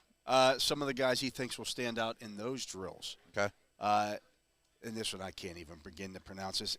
Edifon Ulafashayo from Washington. I don't know him. Yeah. Okay. Jontre Hunter from Georgia State. I saw him over there today. He's an Considering interesting a small guy. school guy, this would be a great forum for him to excel. It's interesting. I was just getting ready to go up and talk to him a little bit because there was nobody talking to him. He was off to one of the side podiums, and he's just like looking around and nobody's talking to him, and he walked away. I'm like, well, I guess I won't do that. Yeah. I just want to go chat with him a little bit. No, that's cool. That's cool. It's a great opportunity for him. Kalen DeLoach from Florida State. Okay. These are drill guys you're talking about, huh? More later round type picks that. And obviously special teams is going to correlate to the off-the-ball linebackers too. But if they're willing tacklers and you see them move in space, you can say, well, at least pretty comfortable putting him on teams while he learns his trade, hopefully. The interesting thing about the off-ball linebackers position in today's NFL, if you think about some of the guys who are the best players at that position, they're like 3rd, 4th round draft picks. I know, it's a little strange. I mean, Roquan's a high 1, but it took a while. Fred Warner's was a 3. Yeah. Leonard had injuries, but he was a 2. Yeah. I mean, of the most recent guys, day 2 does pretty well. Yeah. And pound for pound, like for what you're invested in, if you did a deep dive study, they would say your best money spent on draft off-the-ball linebackers is day 2. I got no doubt in my mind. Yeah, I think so. It's like Matt Milano's a 4, I think. Yeah. And, some of those guys. Even the guys in Cincinnati. Yeah, that's a good example. Wilson was, I think, a 4. Yeah. I mean, Bobby Wagner was a 2. you know, or maybe even a 3 in the Russell Wilson trade. No, he was a 2. So, you know, you can get these guys a little bit later. You don't have to draft them. I'm of the belief that you should never draft. And I've come around to this, that you don't draft off-ball linebackers in the first round. I very much agree. But it takes them too long to develop. He'd have to blow me away as a prospect. He'd have to be the best prospect I've ever seen. Really seen. Yeah. Yeah, and that's not just because the Steelers got burnt on Bush, but there's just so many examples. Now, Ryan Shazier worked out great. Was worth a first round because there's plenty of first round Ryan guys Shazier, that hit. when we talk about these drills and things, was a freak. Yeah, and what I didn't know is you weren't around. I was on with Moats and Wes, and we were talking about, you know, we've had that instinct conversation. Yeah. And I'm like, I hate Moats. We got to talk about this. I hate the word instinct because I think it's a learned trade of how to defend the run, or you know. And Moats is like, yeah, it's film study. It's also your ability to learn. So it's fun to talk about a linebacker, have this linebacker conversation. And as you know, Moats was an edge guy that went to the second level, so it was very, very unnatural for him. And you were talking about Kuechly and Ray Lewis and guys like that. Like, it's not second nature to them. It's a very, very impressive learned trait. And he said Shazier was getting to that point, where he was calling out that not only could he run and change directions and hit, but he was getting to the point where he's calling out play. He was in that prime of his career where he was going to start. And I'd never heard that about Ryan before. I always kind of thought of him as a athlete first, and boy, it sounds like he was just hitting where he needed to be. Yeah, I can remember talking with Keith Butler about that, former Steelers defensive coordinator. He's of the belief that it takes a linebacker about 5 years before they're at their peak, because they still have the athleticism to get the job done, but the brain is now caught up with everything else. Yeah, they just throw so much stuff at you. Yeah, 100%. And they do it even more so now than it used to be. Oh, I think it's harder on them than it ever was. Yeah, 100%. I do think in the world of shopping for second-level defenders, you're best spent getting guys coming off their first contract and day 2 dudes.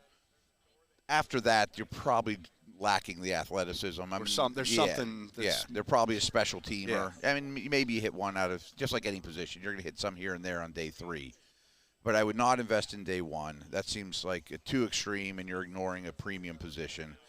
And boy, there was a lot of good off-the-ball linebackers in free agency last year. Cole Holcomb was, worked out pretty well. Yeah. And I think Holcomb probably played the best of his career, as did a lot of those guys that were free agents a year ago. So I think that's a good place to shop.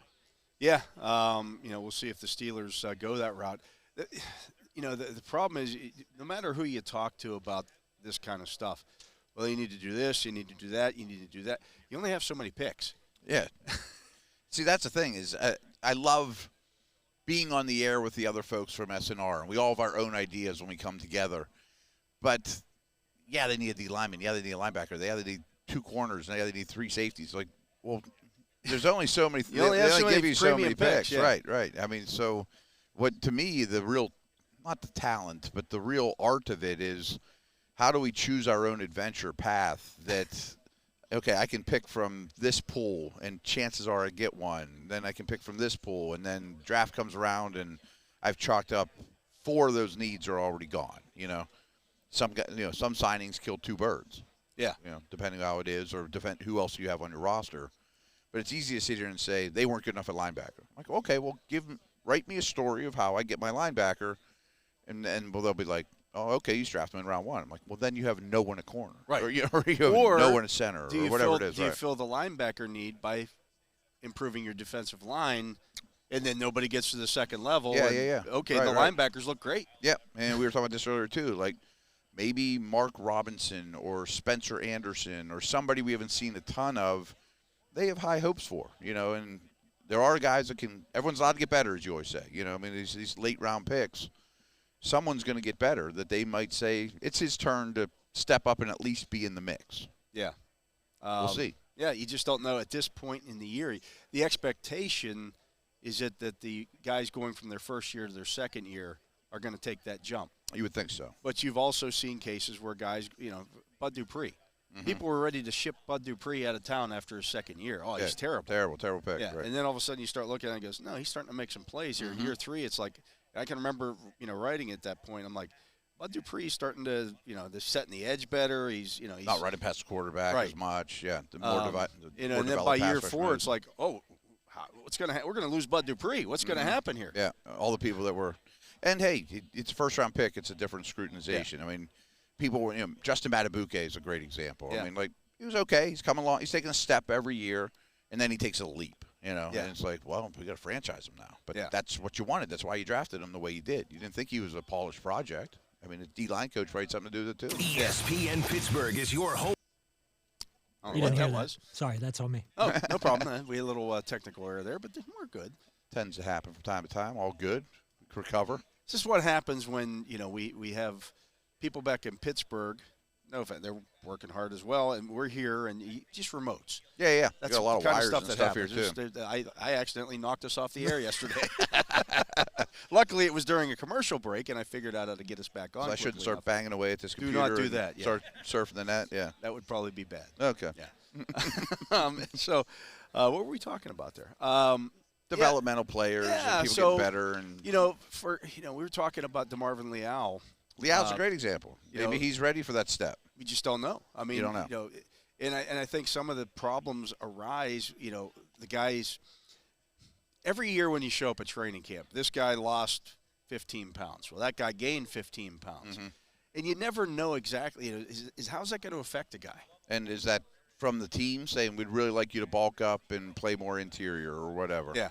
I mean, there's always a reason behind it, or sometimes guys kind of do it on their own. Like, I just felt like I wasn't quick enough. I got to drop 5 pounds or whatever, or I'm not strong enough. I need to hit the weights more. So it's a very fluid sport. They're still young men, too. Most of them are in their young, early 20s as well. They change a great deal. So I do think people forget about what's on the roster, what you've drafted to that you haven't seen a lot of yet. It doesn't mean they're all going to be stars, or a high percentage of them are going to be even starters, but they're part of the mix, and they've been coached for a year. Yeah, just another part year of the system. in the system. Spencer Anderson's a really good example to me. And I'm not saying they cut cold for Anderson to be the starting center, but he didn't get a chance to play because there was no injuries. Right, He looked good last we saw him. Never got a shot, and they kept him on the roster for the entire season for a reason. For a reason, they didn't want to, they want to make him accessible to all the other teams. So. Oh, absolutely. I think about, when I can remember talking to James Ferrier about it, and he was listed at like 235 or whatever his weight was listed at. And he was playing at like 210. I thought it was well under 220. His last couple of years in the league, just because he felt he needed to be faster. And so, I just keep losing weight because I'm able to hold up still. Yeah. It's just what you do. And it's different because you're playing 17-plus games, too, and against tougher competition. Every game's more difficult than anyone you had in high school or in college. So you need to figure out the rigors of the off season and the rigors of the season in particular, and it takes some time sometimes. Yeah, absolutely. But that linebacker. I think we need to warm up to the draftable linebacker. Again, I don't know. I don't think there'll be one selected in the first round. No, I don't. I'd be shocked. I mean, somebody would have to come out here and just really blow this thing up and run. Yeah. And I don't think it's going to be a Steeler 4-3-5 first-round pick no matter what. I don't think so either. I think there are bigger needs.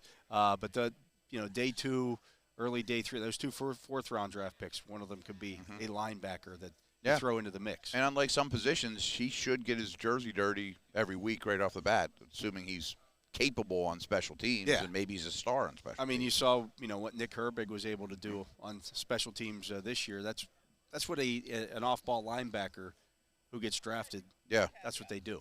So, speaking of Steeler off-ball linebackers, we know nothing really about Holcomb's situation, nor should we. I mean, we're not medical doctors or privy to that stuff. Like, when do you think you start learning those things? I would guess we'll get some Mike Tomlin was asked about it at his season-ending press conference, and he said they're still trying to determine, what the schedule is going to be for him in the offseason. I would guess the hope is that he is practicing again maybe by minicamp. I mean, I would say, do you think someone from the organization addresses it between now and minicamp? I would guess that when we talk to Mike Tomlin at the owners meetings, that will be something that comes up. I would think that's a fair amount of time to have at least a timeline or a vague idea. Yeah. Yeah, I just know that during the season, even late in the season, there were still times when he was on crutches, or was a pretty serious injury. Right, and it was later in the year where a guy like Trice, I would be shocked if he's not ready for Yeah, he was minicamp off and crutches. things He like was that. walking around the facility. You know, you saw him. That was something that happened in training camp. He would certainly be, and it would behoove him to be ready for the off-season program. Absolutely. Yeah. But he may shine. Whereas if with Holcomb, they can take their time with him because A, he's a veteran. B, he's now gone through this. If you remember last year during OTAs, he didn't do a lot. Because you're right. He was coming off a foot injury. That's why they got him a little cheaper. Yeah. Remember, there was a wealth of those free agent linebackers last year that we kind of pigeonholed. Here's 10 or 12 guys that would really help the Steelers. And we mentioned him, but we didn't go real deep into it because he was coming off an injury. Right. And it ended up working out pretty well. Yeah, so we'll see what they do there. They do, still have Holcomb and Landon Roberts under contract. I'm sure. And Mark Robinson. We'll see. Yeah. He's a bit of a wild card. But you'd like to get better there. They're going to add one no matter what. Yeah. I mean, we know that. But it'd be nice if there was – nice it'd be if he's better than all of them. Absolutely. I mean, that's really talking, or turns into that at some point. But you take someone at the Holcomb level and be very, very happy with that. Yeah, absolutely. Yeah. Absolutely. Let's get to another break. He is the Matt Williamson. I'm Dale Lolley. You're listening to The Drive here on Steelers Nation Radio and Fox Sports Pittsburgh. We are live at the NFL Scouting Combine. We'll be back to finish up the show right after this.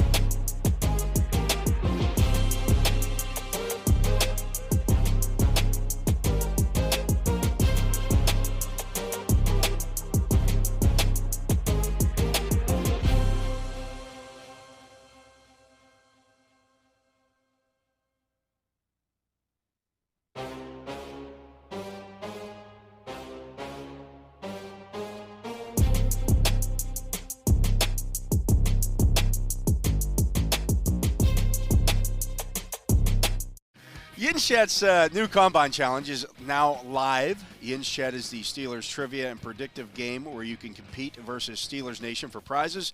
This week, answer daily trivia on the NFL Scouting Combine. One of today's questions is, which current Steeler has registered the better broad jump at the Scouting Combine? TJ Watt or Alex Highsmith? I can't believe they didn't put Max. Max's broad jump. Max's broad jump. Max versus Ramon or somebody like that. Max versus TJ. Yeah, I'm sure that was close. Actually, Max, for the standing broad jump, if he just stepped forward. Yeah, just say one big step. Yeah, one big step. Yeah. Would that work? Guess. I mean, you wouldn't get so far, but it might be farther than you can jump. Pretty good, yeah. Right. It might be farther. Anyways, if you answer that with the Yins Chat now on the Steelers mobile app, you can win a signed jersey of 2023 first-round draft pick Broderick Jones. The questions close on Monday. And, Matt, during the break here, Mel Kiper, I was looking, came out with a new draft here for the Combine. He's hearing stuff. Yeah, he's here and running around in his hair's somewhere else. So they're I don't think he even comes here, but he's hearing stuff. Yeah. I mean, so he's got the Steelers at 20 taking cornerback Nate Wiggins from Clemson. I'd be perfectly fine with that. That's a really intriguing pick. You want to talk? I mean, you're talking about another 6'2", 185, 190-pound cornerback, an extreme athlete with that length can and cover. Yeah. I mean, the knock on him, we had this conversation with Max, is he can stick on blocks a little and maybe isn't a glass eater in the run game and that type of thing. But you put him and Porter on the outside, and if they both are the players you think they can be, well, that allows you a lot of different flexibilities in terms of, wider edge guys or whatever if you're going to run at these dudes, or more people in the box and things of that nature. And,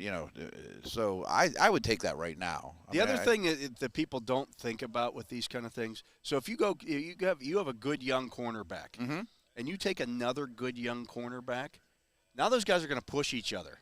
Oh yeah, because they're going to, they're going to be friendly about it. Right, it's going to be a friendly competition. Swan Stalwart situation. Right, or they're going to. Nate did that, and Joey's going to say, "Well, I'm going to." I did that last year. Yeah, I'm going to go get an interception. Right, I'm going to get 5 pass breakups. Or hey, I want to cover Jamar Chase. I was a defensive rookie of the year finalist. Do you think you could do that? You know, right? And so, no, they both have similar pedigrees. They both have similar skill sets. I think Wiggins is actually more athletic. I mean, Joey's probably bigger and more physical and more proven, obviously, been in the league for a year. But I'd be fine with that. I mean, was there any names after that you would say, if that guy was there, maybe I wouldn't have gone that direction? Well, the next Cooper DeJean went a pick ahead of him. Okay. Talisi Fuaga. That wouldn't be a slam dunk. I mean, I like DeJean a lot. The Bengals took Talisi Fuaga at 18. Okay. That would be an interesting. He would sure fit in, and with a nastiness standpoint, plug-and-play right tackle. From what I understand, and again, I mean, put as much stock in this as you want, this event isn't made for Fuaga. No. I mean, I think the Mims and the Guytons of the world will be better on the field turf in Indy here than Fuaga will be. Is that enough for him to get to 20? I bet not. Yeah, I mean, he's a true right tackle. I think he's a true right tackle, which is fine. Yeah, no, that's fine. He has more cornerbacks going in his first round here than some of the other mocks. I've noticed that more and more. Like some of these Pro Football Focus stuff that's been coming out, one of them had DeJean going 5 to the Chargers. Yeah. Like corners are in demand. I mean, it's easy to say there's going to be a quality one there at 20. But to me, where we sit right now, DeJean, Arnold, Toledo, Mitchell, I couldn't remember his name, and Wiggins are the 4 that I'm very comfortable with. Yeah, those guys are – I know today, right now, unless I would take something happens where, really bad, they're going in the first round. But he also – and I would be comfortable with them at 20. Where the others, I'm not sure I'm comfortable today at them with 20 at there. He also has T.J. Tampa going in the first round. In the first? Wow. Yeah, 29 to Detroit. He's got Kamari Lassiter at 30 to Baltimore. And those teams need him. I mean, what if the Chiefs lose Snead or, So that's a couple names that typically aren't there. If you look at Matt Miller's top 50 here. He was sitting next to us a minute ago. Yeah, it was just over there. Where's his corners come in at? He's got Terry and Arnold at 7. Wow. Overall. Okay. The first defensive player? Yeah. He then has. I don't think Arnold really has any chance of being here. No, I don't think so either. I think he goes first. He's got Enos Rakestraw at number 2 at 15. Wow. He might be a guy a couple weeks from now that I say, I'll take him at 20. Yeah. I'm cool with it. I'm just not there yet on him. He's got Quinion Mitchell at 17. Okay, similar. Yeah. Then he has the next one up is DeJean at 22. Okay. Then you have. It's still 4 or 5 of them in the top 22. Absolutely. Then you have Kool-Aid McKinstry at 28. I wouldn't say I'd take him at 20 right this second. Yeah. But I think he's gonna go in the first round. He's got Wiggins all the way down at 32. What's his write-up on him? Like, does he have any negatives to say besides, maybe isn't the most willing tackler or something along those lines? He said Wiggins has locked down the cornerback 1 spot for Clemson the past 2 seasons, showing excellent speed on a big frame. In fact, one Clemson coaching source told me he was the fastest player on the team. Okay.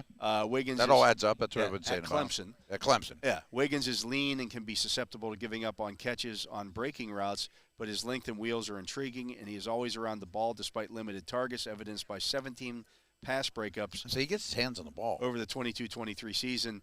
3 career interceptions. Scouts will want to see better ball skills, but Wiggins has starter-level traits. So some of the same stuff that you saw about Porter. Mm-hmm. Oh, he doesn't really pick the ball. If he doesn't have a ton of interception. Well, but a lot of PBUs. Yeah, a lot of PBUs. Gets his hands on the ball a lot. I'm a fan from what I've seen. Let's see here. He's got after that. Then you're looking at a little gap. A little bit of a gap there after those top guys. Yeah. Okay. That's it. That's in the top 50 then. That's in the top so 50. They're all basically in the top 30 or so. Yeah. So if you look at that, the way he has that rated there, Wiggins was his 6th. She had Arnold, Rakestraw, Mitchell, DeJean, McKinstry, and then Wiggins. I'd love to hear why. Not that he's wrong. I just love to hear why Rakestraw's 2. A lot of the stuff that I've read about him, and just a little bit of tape that I've watched on him. I haven't done a ton of tape study yet, but physicality is he seems like a wiry, tough dude that yeah the attitude would fit the Steelers situation. Like he's not bashful about sticking his face in there and making a tackle or attacking the ball in the air or getting his hands on guys through routes or pressing at the line of scrimmage. Those are things I definitely know about him for sure. I would have loved to see more from the Senior Bowl, but maybe he makes 5. I think there's 4 that I'm real comfortable with 20, and there's a better chance Rakestraw for me than Kool-Aid would be that 5th one. Yeah. And if you look at that linebacker position that we were just talking about, his first guy on there is Edgerrin Cooper at 45. 45. Wow. I mean, if he's lasting that long, I'd be real interested for that. Yeah. Anyone else in the top 50? I bet not. Well, right after Cooper is Junior Colson. They're right next to each other. Right next to each other, yeah. He does do position ranks at the end of the article, right? Yeah. Who are his top 5 linebackers? Colson's a little bit different, too, because he's 6'3", 247, although he didn't look that big. Oh, really? You saw him? I saw him. I looked at him. And I'm looking at him from 10 feet away. Yeah, he's up on the podium. At the linebacker position, he's Cooper 1, Junior Colson 2, Peyton Wilson 3. Okay. He does look every bit of the 6'4". I bet. I've heard he looks the part, Yeah. Jalen Ford at 4, and then Jeremiah Trotter at 5. The testing stuff with Trotter and the overall athleticism, people get a little enamored with the last name, but he's not big and he's not a great athlete. Yeah, that's going to be the that's the problematic, issue. Right? Yeah. Ford seems to have some buzz. Yeah. So that Texas defense. Yeah. Not too bad. A couple of defensive tackles and a linebacker that are up there that highly sought after. Yeah, and you always have to ask yourself in those kind of situations. I can remember when the Steelers drafted Kendrell Bell. And he was playing on that Georgia defense behind Stroud and who was the other one? Seymour. Stroud. Yeah. So you got Stroud and Seymour in front of this linebacker. Is the linebacker good because he's good, or is the linebacker good because he never has to worry about anybody getting on him because those two monsters are in front of him? And even more recently is like the Kobe Dean behind Jordan Davis and Wyatt and Carter. And Kobe Dean has struggled a little bit thus far. He's struggled, and even Travon Walker struggled. He's more of an edge down guy. But none of those Georgia dudes, front 7 players, have quite lived up to their billing yet. Yeah, you wonder if it's the collective of what they had there because they were so talented. Can't block everybody. Yeah. You can't double everybody. Right. Somebody's going to make plays. Makes me wonder, like, was that defense too talented to evaluate? Like, almost the opposite is some cases. Yeah. They really benefit from each other. I mean, there's no question about that. I mean, and there's they're no always doubt fresh. they all have talent on their own. Right. But is it talent to where they were drafted at? Exactly. You get picked a little high. Like, Walker's the best example. Yeah. Like, he flashes, but he doesn't look like the first overall I mean, pick. if you redrafted that class, would he be number one? I mean, Hutchinson would definitely go ahead of him. I mean, if it's just that conversation. He might be the 15th best player in that class. Yeah, he might be. I mean, he might be the 10th best defensive player if we talked about it now. Yeah.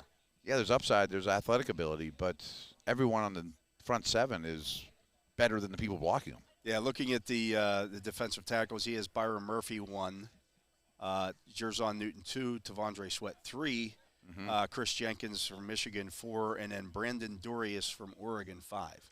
Okay. Ooh, that's lean though. It's yeah. 2 minutes. Sweat excites me. Don't get me wrong, but that's a lean group because I don't think the Steelers are going to be involved with the top two. Yeah. At the center position, he has Jackson Powers Johnson 1, Zach Frazier 2, Mason McCormick out of South Dakota State 3, Bo Limmer from Arkansas 4, and Cedric Van Pran out of Georgia 5. Does he call Graham Barton a guard? I believe he calls Barton. Where's he have him at? He calls him. He must list him at tackle. Okay. And he didn't make the top 5. Because he had him at 21, and he didn't make the top 5. So that tells you, That tells tells you the a little tackle bit about class. the tackle spot. Just real quick, what's his tackle rankings? So he has Alt, Fashanu, Fawaga, Guyton, and then Latham. Okay. Interesting. I heard someone describe Latham that he's built like a globe. Is that a snow With globe or just feet. a? Yeah. I mean, he's just this big, thick, round monster. Yeah. He is a monster. He's a monster. I mean, he is a massive pile of humanity. Yes. He's another one. They took him at 20? Fine. Great. He is very. Sign me up. And this is not a knock on Max at all. No. Max is like one of the biggest human beings I've ever been around. No question. I would imagine that Latham looks very similar. Yes and no. I bet he's rounder, thicker, more powerful per capita. You know what I mean? Where Max has these extremely long arms and huge hands ridiculously and long arms, ridiculously big feet and all that kind of stuff too. But yeah, I mean the height is much different. Absolutely. Not that Latham's short, but 30 seconds. yeah, he's a masher. Yeah. That's going to do it for the show today, Matt. Okay, good stuff. Yeah. We're about halfway through the combine process here, right? We are. We will be back Drills again tomorrow. starting at 9. We'll have some drills to take place. We also We better have heights and weights by then, too. I would hope so. We also get Omar Khan tomorrow. Oh, good, yeah. So he is here in town. He'll speak to the media tomorrow. So we'll have some updates on all of that as well. But that's going to do it for our coverage here today, here on Steelers Nation Radio and Fox Sports Pittsburgh, live from the Scouting Combine here in Indianapolis. He's Matt Williamson. I'm Dale Lolley. We want to thank Brian LaMartina back in studio for keeping us on the air as well. And we want to thank you for listening to this edition of The Drive on Steelers Nation Radio. Black and